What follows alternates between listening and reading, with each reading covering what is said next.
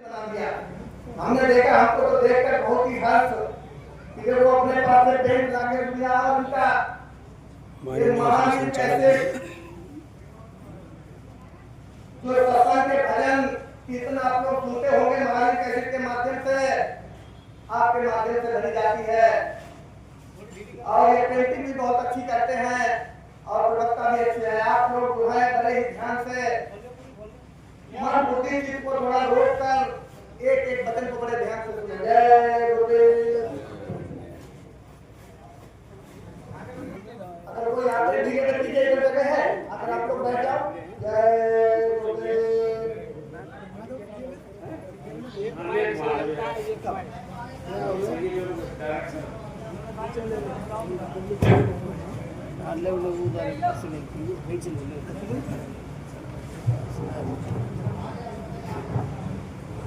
लगा जय गुरुदेव। कि कोई चतुर सखी ऐसी न मिली। जब जीवात्मा ने मालिक से मिल गई तब वो कह रही है कि कोई चतुर सखी ऐसी न मिली जो ससुराल का पता बताए देती, साजन पे हमें साजन से कोई चतुर सखी नहीं मिली। अब मिलने के लिए तो सभी प्रयास कर रहे हैं कि सौपति से मिल जाए, लेकिन संत फकीर महात्माओं ने इशारे में सारी बात बता दी कि पिया तो मिल जाएगा, उसका तरीका भी रखा समझे, लेकिन बात समझने की है। जैसे कि हमारे सत्य सनातन धर्म में आरती प्रभु की होती है, मंदिर में सुबह आरती होती है और घर पर भी लोग करते हैं, कथा हो, भागवत हो, धार्मिक अनुष्ठान हो। कौन सी? कि ओम जय जगदीश हरे स्वामी, समझाते जय जगदीश। अब जीवात्मा क्या कर रही है कि तन ही तेरा, मन ही तेरा, स्वामी सब कुछ है तेरा और तेरा तुझको अर्पण। अब क्या मांगे? मेरा। भागवत कह रही हो मंदिर में कोई व्यवस्था हो, जो चंदा दे लो, कितना है? 500 वैसे लिख लो, अरे 500 दे जाएगा, इसको लिख लो। तो वाले कहने के लिए आज क्या कह रहे हैं? तन भी तेरा, मन भी तेरा, धन भी तेरा, सब कुछ है तेरा। और तेरे क्या है? खीर बनाई, मंदिर में आया, हलवा चढ़ाया, भोग लगाया, चावल की बस एक दाल चढ़ाया, वो तेरा है, पूरी खीर है भाई, तेरे लिए नहीं है, कहने के लिए। लेकिन भाव क्या है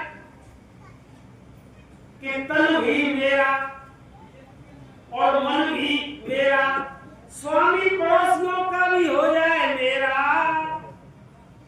और मेरा मुझको दे दे, स्वामी का अलग है तेरा, तेरा। ये भाव है। अब बाबा जय गुरुदेव महाराज ने क्या कहा? ये बच्चा, ये जो आरती लिखी है, ये ऋषि मुनि महात्माओं ने लिखी है, ये सच है, सारे काम होंगे। अब उसमें कह रहे हैं कि सुख संपत्ति घर आवे, कष्ट मिटे तन का। और स्वामीवाल कह रहे बीमारियों की आप पोटली बच्चा बांधे फिर रहे हो, जब आपके शरीर की बीमारियां तकलीफ कम होगी तभी तो आप भजन कर पाओगे। जब भजन करोगे तभी तो प्यासे मिल पाओगे, लेकिन बीमारी की पोटली बांधे फिर रहे। तो आरती में भगवान से प्रार्थना कर रही है कि सुख संपत्ति घर आवे, कष्ट मिटे तन का, तेरे कष्ट मिट जाए, सुख आ जाए, संपत्ति भी आ जाए।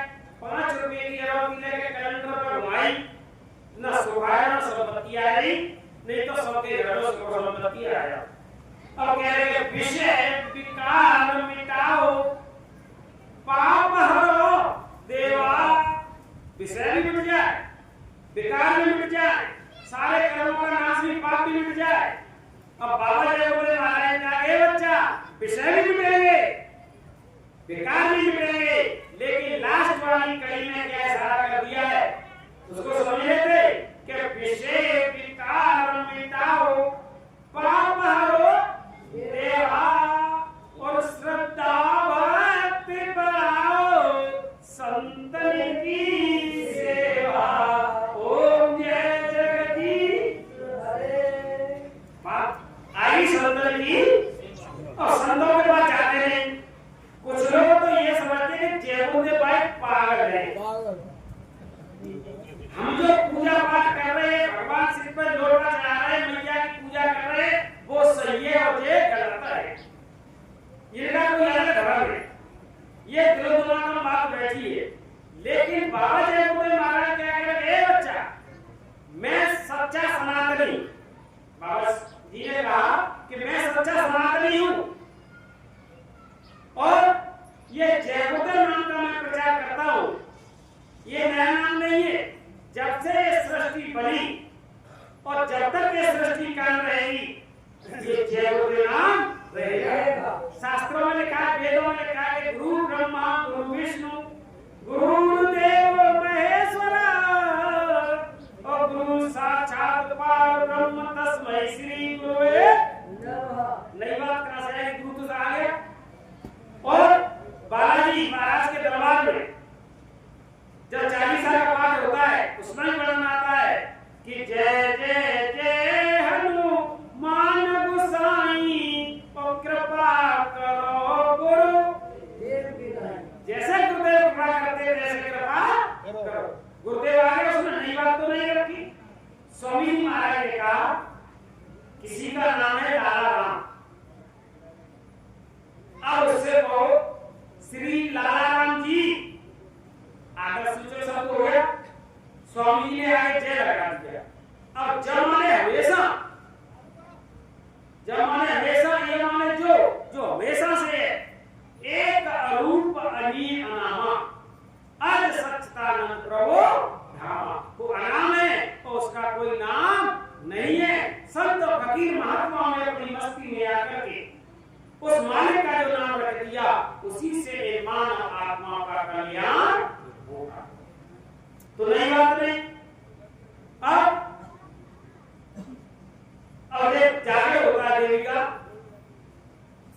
जब जागर हो जाता है और सुबह के टाइम पर आरती होती है मैया की कि अम्बे तू है जगदम्बे काली, जय दुर्गे खप्पर वाली, तेरे ही गुण गावे भागवती। हो मैया हम सब उतारे तेरी आरती। अब मैं क्यों बता रहा हूं ये बात कि ये नहीं समझे भूल भ्रम में कि ये तो अलग नहीं है।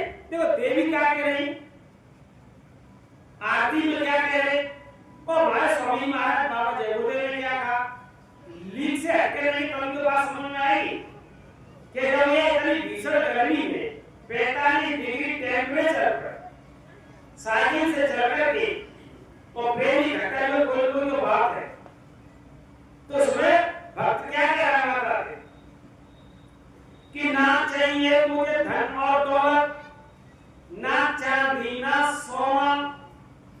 तो समझने की बात है, माता से क्या कहते, ना चाहिए मुझे धन और दौलत, ना चांदी ना सोना, मुझको तेरे मन मंदिर में चाहिए एक छोटा सा। हे भैया एक कोना तेरे मन मंदिर में मिल जाए जिसे बैठ कर के तेरी भक्ति कर सके। ये तो कुछ नहीं चाहिए। और आरती पूरी हुई तो इतनी लंबी लिस्ट पकड़ाई गई कि बहुत गए मोड़ा है, बच्चा नौकरी चला गया, बिटिया के पीर आते सरकारी जगह में जाए। अब मैया क्या कह रही कि अभी क्या कह रही कि ना चाहिए मुझे धन दौलत, ना चांदी ना सोना, और 1 मिनट में लिस्ट और पकड़ाई दी भैया। रिश्वत दे रही कि भैया क्या काम करते हैं तो क्या काम कराएंगे। तो बाबा जी बोले महाराज कह रहे हैं कि बच्चा ये धोखा हो गया। तो संत फकीर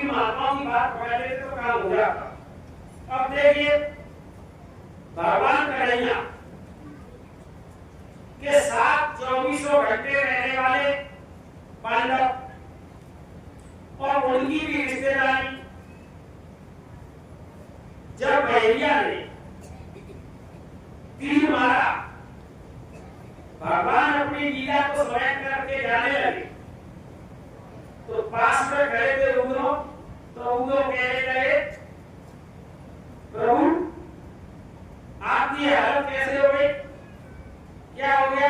तो बोले कुछ नहीं, ये हमारी लीला का पार्ट है, हम अपनी लीला को समेट करके अपने परम धाम को जा रहे हैं। तो बोले हे प्रभु, हे नाथ, मुझको भी अपने साथ में ले चलिए। अब भगवान ने भैया क्या स्टेटमेंट दे रहे, कहे तुम मेरे धाम को नहीं जा सकते। क्यों? कि मेरे धाम को जाने का एक जरिया है। अब उधर रोने लगे कि प्रभु ये आपने क्या कर दिया, मैंने आपको ब्रह्म माना, परमेश्वर माना, उन्होंने कहा वो तो मैं हूं, तो क्या मना कौन कर रहे, क्यों कर रहे कि आप मेरे धाम को नहीं जा सकते? तो उन्होंने कहा कि ये कलयुग है, आगे कलयुग आएगा, ये मृत्युलोक है, और मृत्युलोक का एक नियम है। वो नियम क्या है कि डायरेक्ट सीधा सीधा परमात्मा से कोई जुड़ नहीं सकता बिना गुरु के। तभी तो कहा कि राम कृष्ण के गौरव तीन होने गुरु की, तीन लोक के नायका गुरु आगे आगे। तो कह रहे गीता में अध्याय 4 श्लोक नंबर 34 में कि तत्त्वेन्द्रिय प्राणिपातेन परप्रश्नेन सेवया उपदेशन्ते ज्ञानं ज्ञानेन तत्त्वदर्शनम्। अब किसी तत्वदर्शी महात्मा के पास जाओ, आज करो, मेहनत करो, सेवा करो और बिना भाव से पूछो तो उस मरम, कौन सा मरम? मरम कोई बिरला ही जाने। प्रार्थना में आते सतगुरु बहुत पुराने मरम कोई बिरला ही जाने। तो उसमें क्या कह रहे कि उस मरम को जानने वाले ज्ञानी तुझे मेरा भेद बताए और इसके लिए योग करना पड़ेगा। अब कह रहे हे प्रभु, अब आ गया बुढ़ापा, ये बात आपने जवानी में क्यों नहीं पूछी, बताई?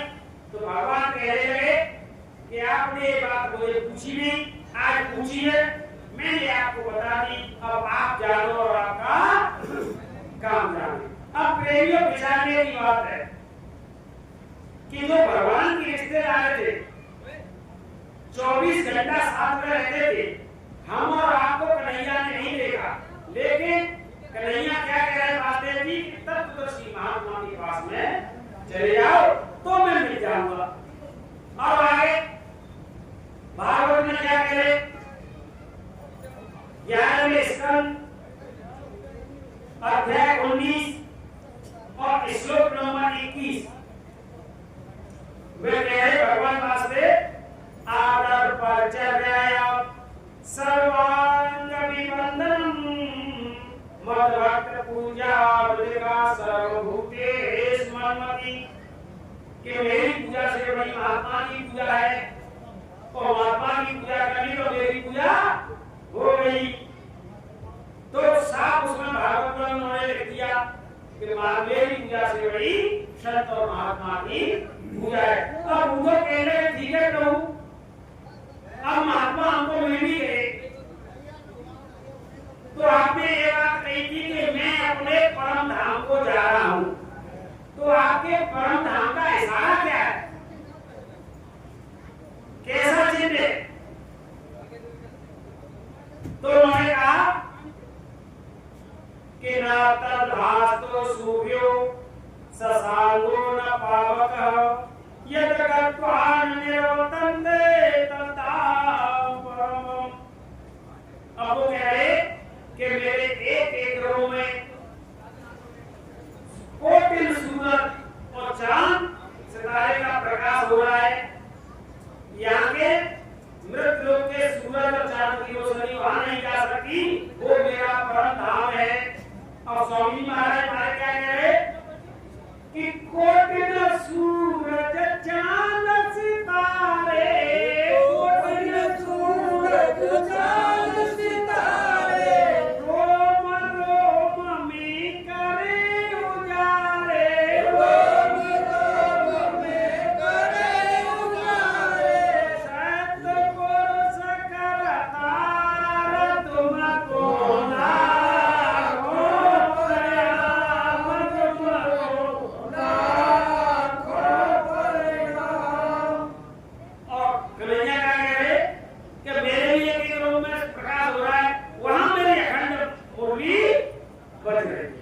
कि गजब की बांसुरी बजती थी, वृंदावन बसैया की करूं तारीफ मुरली की या मुरलीधर कन्हैया की।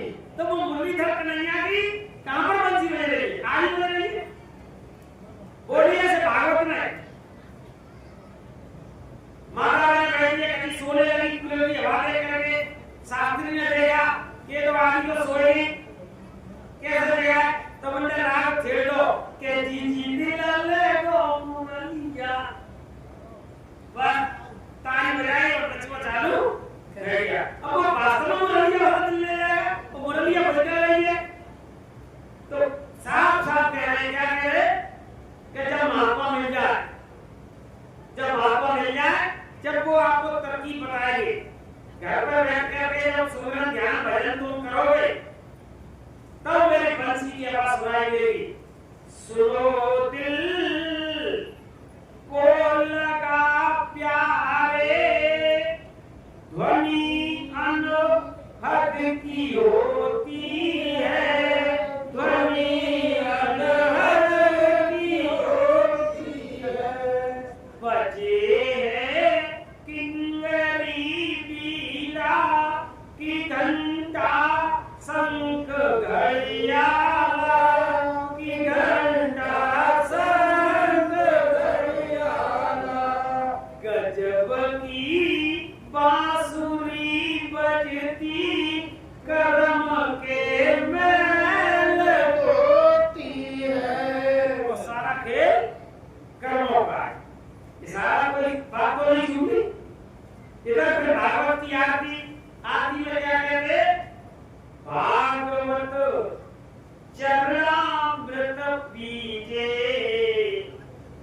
कौन सा चरणामृत? ये कहते कि राधे तेरे चरणों की गधूल जो मिल जाए, तो हम क्या कहते? सतगुरु तेरे चरणों की गधूल जो मिल जाए, सच कहती हूँ मेरी तकदीर बदल जाए, तकदीर बदल जाएगी। तो सब क्या कह रहे? भागवत चरणामृत पीजे, आरती सब मिलकर कीजिए, ये पे चढ़े भक्ति को रंग, भक्ति का रंग चढ़ेगा। और भक्ति का रंग कब चढ़ेगा? कि भक्त स्वतंत्र सकल सुख खाली, और बिना सत्संग न पावे त्राणी। ये पे चढ़े भक्ति को रंग, मिले जब संतनि को सत्संग। बात क्लियर हो गई आती है कि बिना संतों के सत्संग के अलावा आपको ये चीज नहीं मिलने वाली कि भगवान का चरणामृत क्या है। एक बूंद मिल जाए, कहते एक बूंद नहीं मिलने को मेरी रूह तरसती है। एक रूह कह रही है एक बूंद मिल जाए, सिर्फ एक बूंद मिल सारा खेल। तो कह रहे ये पर चले भक्ति को रंग, मिले जब संत को सत्संग। काज सब करे कृष्ण हितम अंग, व्यर्थ न जीवन नहीं कीजे, आरती सब मिलकर कीजे। ये व्यर्थ का जीवन धीरे धीरे करके जा रहा है, चलते चलाते अपना काम कर लो, ये कह रहे। और भगवान क्या कह रहे? सभी कितनी तपस्या की कि भगवान राम आएंगे, मालिक की मौत भी बुढ़ापे में आकर के भगवान राम आए, सभी ने पैर पकड़ लिया, प्रभु मुझको अपने धाम को ले चलिए। भगवान क्या कह रहे? ये सभी तुम मेरे धाम को ऐसे ले जा सकते? बोले अर्जुन क्यों? कि प्रथम भगत संत लेकर पहली भक्ति संतों का संग करो, दूसरे रत्न मम कथा, तब मेरे कथा प्रसंग को सुन कि मेरी सच्ची कथा क्या हो गई।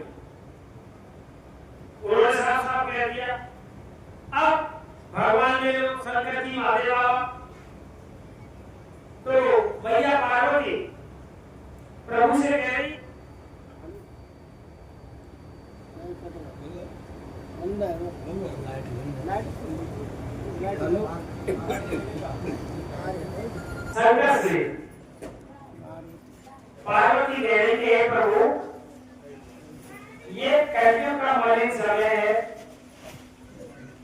सतयुग में आदमी की उम्र, मनुष्य की उम्र 1,00,000 वर्ष, 31 फुट की ऊंचाई लंबाई आदमी की। और त्रेता में मनुष्य की उम्र 10,000 साल,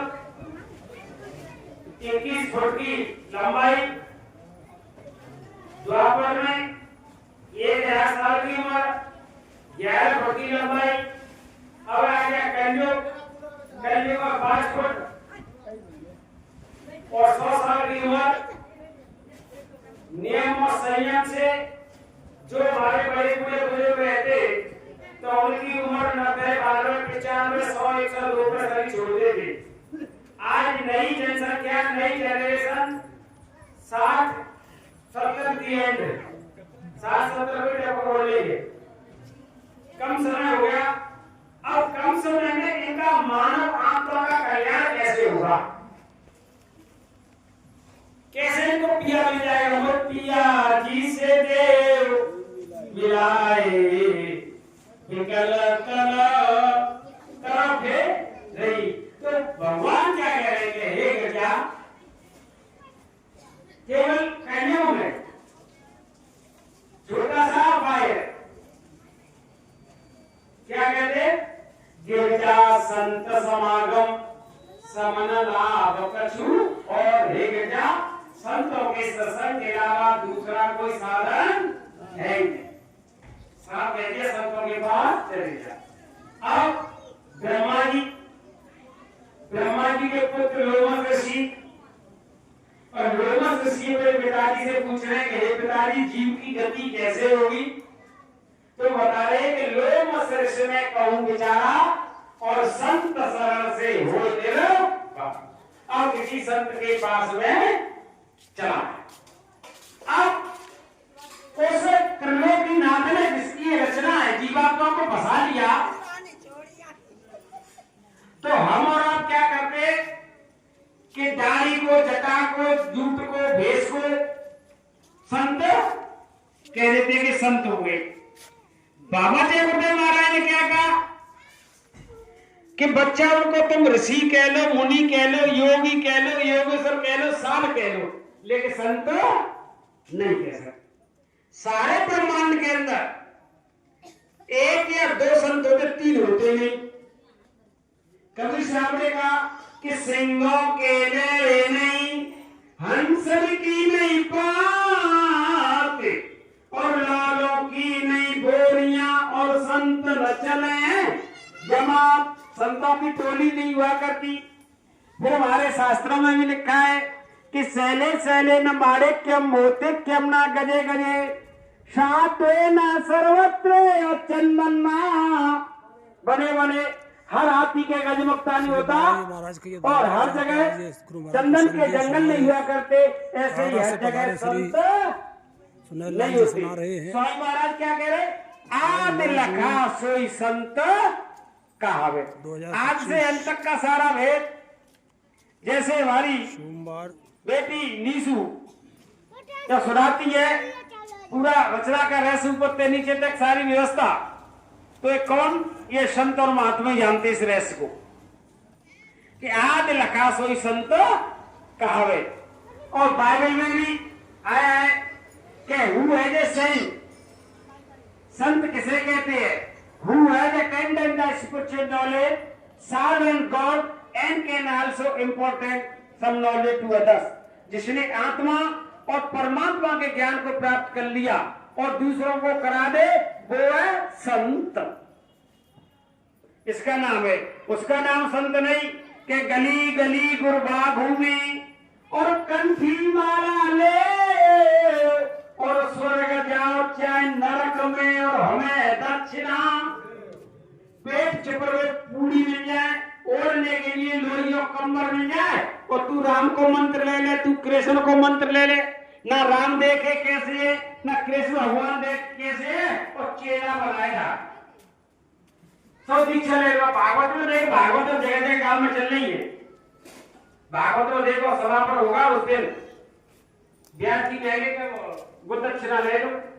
चलो जी जी दक्षिणा ले ले तो घटी ले ली फल छुड़वा दो और गुरु कह रहे हैं सीधा फल छुड़वा दो आम छुड़वा दो सेब संतरा केला। बाबा जी बोलते महाराज कह रहे हैं बच्चा भूल भरम का पर्दे पड़ गया। अरे इस फल की थोड़ी बात थी, इस फल की नहीं कर्मों का फल। कौन से कर्मों का? जो कर्मों की पोटली हम आगे पी रहे हैं तो बाबा जी बोले महाराज क्या कि सारी कर्मों की पोटली हमको दे दो और हम योग अग्नि प्रकट करके और तुम्हारे कर्मों का खात्मा करके और जीवात्मा को परमात्मा से मिलान करा देंगे। तो ऐसे रूप से काम नहीं चलेगा।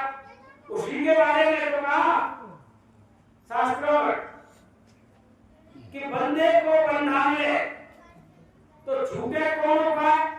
खुद हाथ बंधे हुए और मैं तो भाई साहब मेरे हाथ खोल लियो अब मैं तो खोल रहा हूं दूसरों को क्या खोल दूंगा? खुद तो अंधेरा पहले तो दूसरों की याद का क्या खोल रहे? तो ऐसे यही तो रहस्य तो सारा खेल है। जैसे भागवत है 7 दिन की होती है और भागवत के में सबसे पहले बांस लगाया जाता है और जिसमें 7 गांठ लगी होती है। 7 गांठ पहले दिन वो धुंधकार की कथा दी है। तो पहले दिन भागवत की कथा सुनी एक जगह पे, दूसरे दिन सुनी दूसरी जगह पे, ऐसे 7 दिन में तो 7 गांठ चढ़ गई। विष्णु भगवान को विमान लेने के लिए आया और वो परम धाम को चला गए। भागवत कह रही है बाबा जी बोले महाराज के 7 गांठ तुम सब कह रही है ये 7 गांठ खुल जाए 7 का ही सारा खेल है। सारा खेल 7 का है। फिल्म में गाना भी बताता है 7 समुद्र पार में तेरे पीछे पीछे आइए। 7 समुद्र पार बड़े बूढ़े किस्सा भी सुनाते हैं। कवर के पेड़ में पिंजरा रखा हुआ है मानव काल है बड़े बूढ़े जानते हैं। वही 7 समुद्र 7 ऋषि 7 सुर सारे गांव बदली सा 7 समुद्र 7 पाताल नीचे के 7 ऊपर के और सबसे मेन पॉइंट की बात कि 7 भागवत 7 भागवत पिया कैसे मिलेगा? एक भागवत तो मिलेगा नहीं। माता ने कहती है कि मेरी पहली भंवरिया रे के तो बेटी बाबे की शायद भी होनी नहीं। ऐसे दूसरी तीसरी चौथी उपाधि और जब छठी भागवत में लड़की मना कर दे कि मना कर दे भागवत तो वो पति नहीं मिलेगी वो कह सकती और ना लड़का उसको पति कह सकता है। लेकिन 7 पूरी हो जाएगी 7 का खेल है और 7 ही सुना आने लगी है। तो मेरी 7 भंवरिया रे के अब बेटी और 7 में मेरी शायरी हो गई।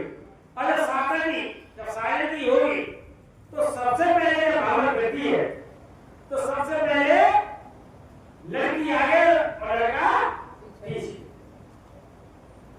सबकी बढ़िया भाव तो अच्छा कुछ भाव पढ़ने के बाद में फिर वो दूल्हा आगे और दुल्हन पीछे कर दिया। किसी ने पूछा तुमने कि भाई पंडित जी ऐसा क्यों है? और स्वामी महाराज ने तो सब बात आपको बता दी। ए बच्चा ये व्यवस्था है जो ऋषियों मुनियों की है 30 की त्योहार की। ये सब ऋषि मुनियों की व्यवस्था है। तुम इसकी नकल भी पकड़ लेते तो असल आ जाती। तुमने किसी से पूछा कि सबसे पहले लड़की आए क्यों चलती है और 3 भावना के कारण में लड़का है क्यों चलता है?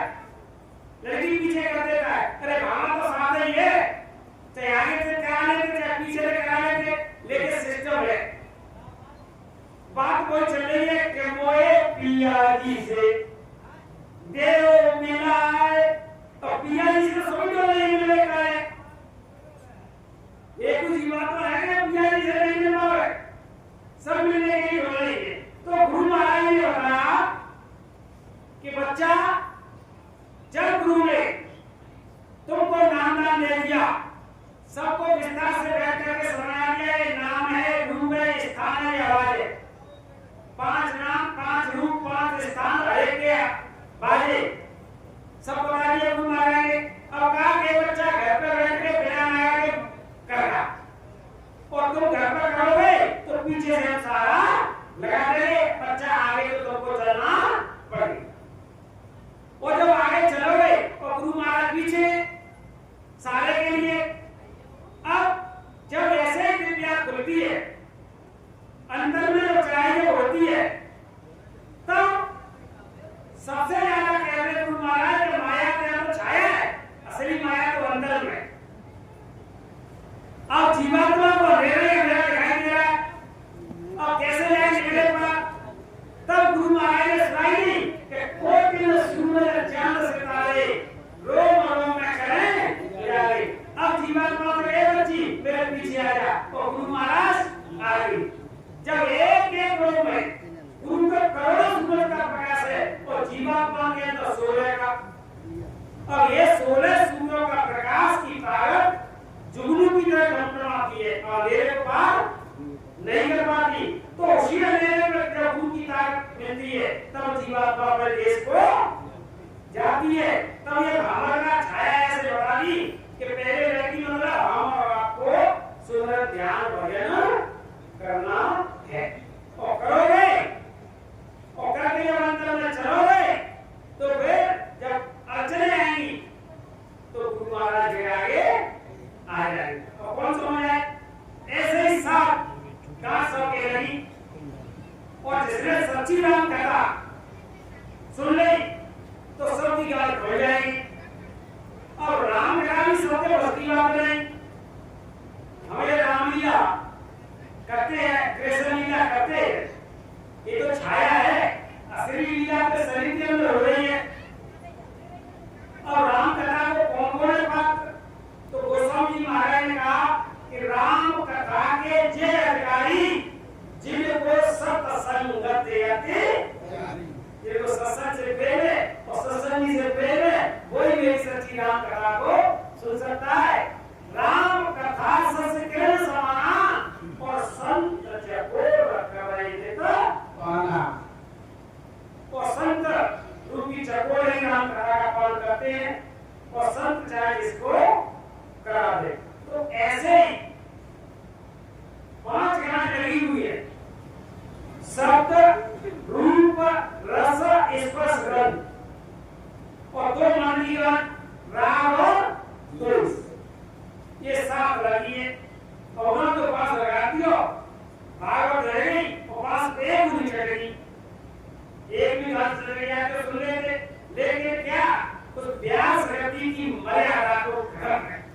आप देख रहे हैं क्या इतनी हुई है भागवत कथा, उसमें तो सारा खेल लिखा हुआ है, सारा विधि का ज्ञान लिखा हुआ है, और उसमें लिखा ही है अध्याय 1 श्लोक नंबर 68 में कि यत् फलं नास्ति तत्साधन योगेन समाधिना